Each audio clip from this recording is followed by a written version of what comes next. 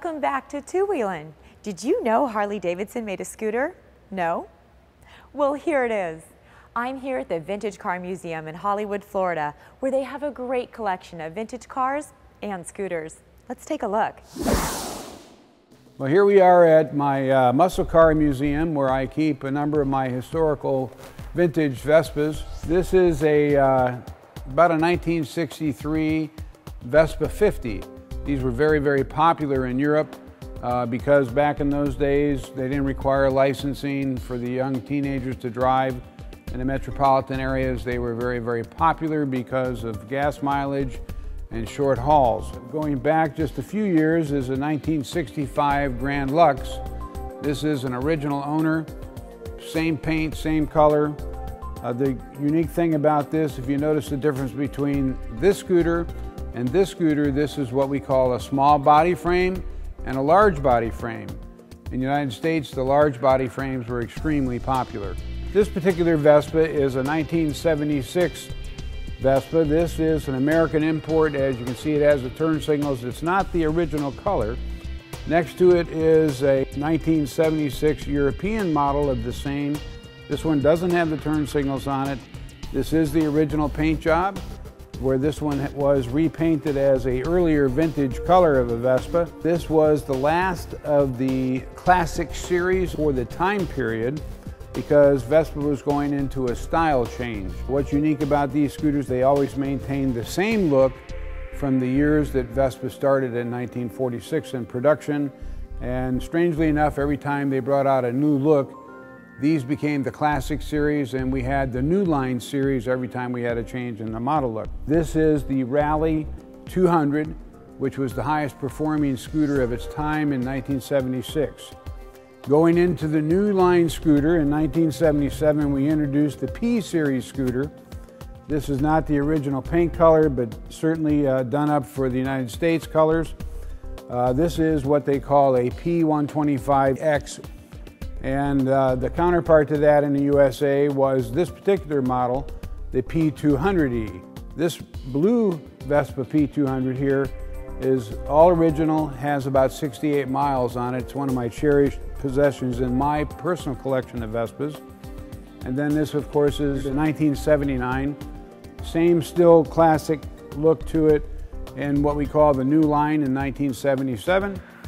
And this has, designed by Piaggio in the United States, a special windshield and a backrest and a back carrier, which was an option on all scooters since time began. When Vespa came back to the United States in 2001, they introduced this particular model, the ET4, which was a 150. It also came in a 50. This was the new line Vespa again in 2001. This is a 2003 special edition called the American Limited Edition. It is built on the P series design. This is a PX 150 brought into the United States as a limited edition of 500 pieces in 2003. This raised so much popularity and interest with Vespa people in the United States that in 2005 they came in with yet another PX, which would be the last of the series in the United States in 2005. It came in red, black, and silver, and we have one of those in the collection. Stepping back into the new line series, you have what we call the LX50. This was done in yellow in 2008, which was a limited edition. Yellow is now out of the lineup, so it winds up in our classic collection of scooters. Next to it is a close to original color azure blue, which was called in the old days a different color blue. It's got some metallic on it. This is the LX 150, which we now call the new line of Vespa compared to the classics. And at the time the classics came out, as I said, they were the new line. So we're back at the new line, new line, new line. This is the granddaddy of all Vespas here. This is currently the largest Vespa in the lineup. And this is called the GTS 250. Red, very popular color, very powerful, great riding scooter. And it's in our collection because it is the last of the new line. And going into 2009, there'll be some other introductions that'll wind up in what I like to call Peter's garage. This is a very special Vespa. This celebrates the 60th anniversary of the Vespa production in 1946. And some of the features about this, the color of the paint represents one of the colors that was made in 1946. That is why it is painted this particular color. Indicative of those times, the headlight was on the fender. That is where you get the name Fender Light Vespa. Although this is a little bigger, better lighted, for today's times, this is what it represents. You have the open style handlebar, the pillion seats. This particular scooter was brought in, I believe, 400 units of this in the United States. They're limited edition. Very representative of what is today is still available in the line, the GTV model, which comes in Portofino green and a few other colors. There's very few of them. And certainly befitting to be in a museum because it does represent 60 years of continuous manufacturing in Vespa, going all the way back to the first production year.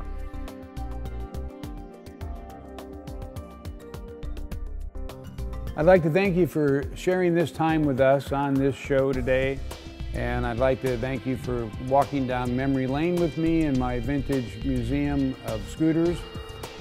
Some of my cars in the background that you've seen, and from all of us at the Superstore of America and all our stores and all our people, we wish you a happy and safe scootering experience. As you can see, the world of two-wheeling wouldn't be complete without motor scooters. And when you consider how fuel efficient, how inexpensive to maintain and drive, and how much fun they are, shouldn't a motor scooter be a part of your lifestyle?